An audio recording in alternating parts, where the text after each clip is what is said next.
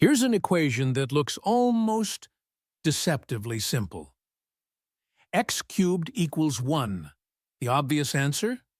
X equals 1. But wait, this innocent equation is concealing something extraordinary. Hidden within are three solutions that form a perfect equilateral triangle in the complex plane. We'll discover how squaring one root magically gives us another, how all three roots multiply together to equal 1, and why they sum to exactly 0. This isn't just algebra, it's a glimpse into the elegant symmetry that governs the mathematical universe. If x equals 1, then 1 cubed equals 1, so x equals 1 works. That's one solution, but here's the question: are there more? Before we search for more solutions, let's rewrite our equation in proper polynomial form. Subtracting 1 from both sides gives us x cubed minus 1 equals 0. This is a polynomial of degree 3.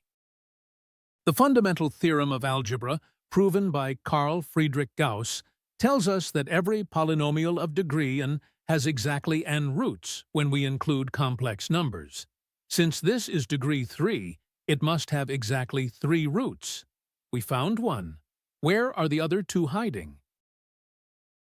To find all 3 roots, we need to factor this polynomial. And there's a beautiful algebraic identity that does exactly that. The difference of cubes formula: a cubed minus b cubed factors as the quantity a minus b multiplied by the quantity a squared plus a times b plus b squared. This formula is the key to unlocking our hidden roots. Our polynomial fits this pattern perfectly, with a equals x and b equals 1. Applying the formula, this gives the factored form. For a product to equal 0, at least one factor must be 0. Case 1, the first factor equals 0. This gives x minus 1 equals 0.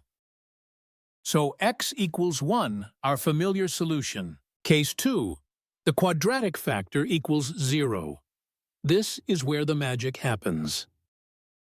This quadratic equation holds our complex solutions.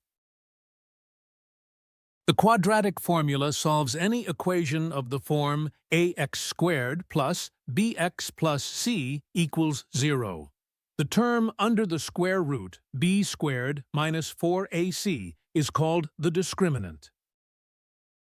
In our quadratic, all 3 coefficients equal 1. Substituting these values, let's evaluate the discriminant first. 1 squared is 1, 4 times 1 times 1 is 4. 1 minus 4 gives negative 3.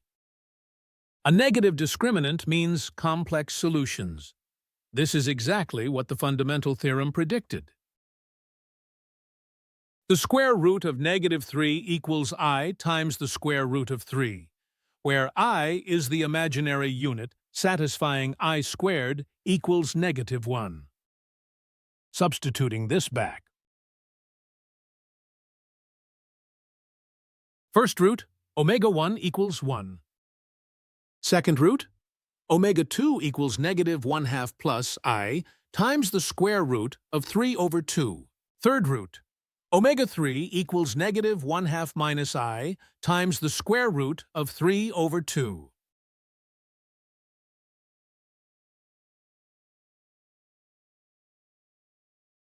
Starting with omega 2. First, we'll compute omega 2 squared. Using the formula for squaring a binomial, expanding this, the real part squared plus twice the product plus the imaginary part squared. 1/4 minus I times the square root of 3 over 2 plus the square of I times the square root of 3 over 2. Since I squared equals negative 1, the last term becomes negative 3/4. Combining terms gives negative 1/2 minus I times the square root of 3 over 2. Look at that! Omega 2 squared equals omega 3.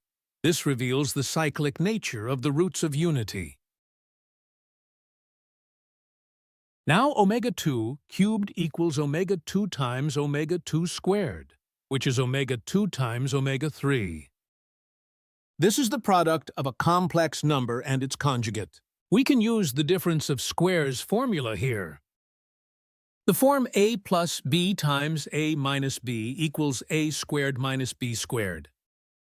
1/4 minus negative 3/4 equals exactly 1. Not only does our solution work, but we've discovered that omega 2 squared equals omega 3, revealing the elegant algebraic structure of these roots.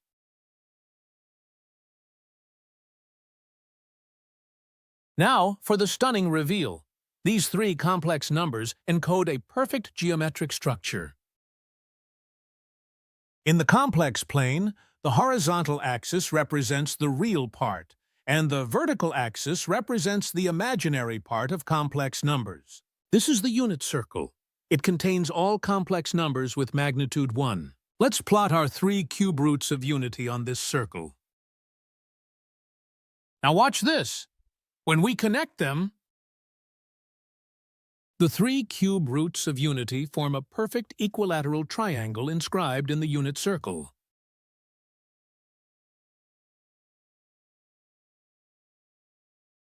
Each root is separated by exactly 120 degrees, or 2 pi over 3 radians. This precise spacing reveals one of the most profound ideas in mathematics.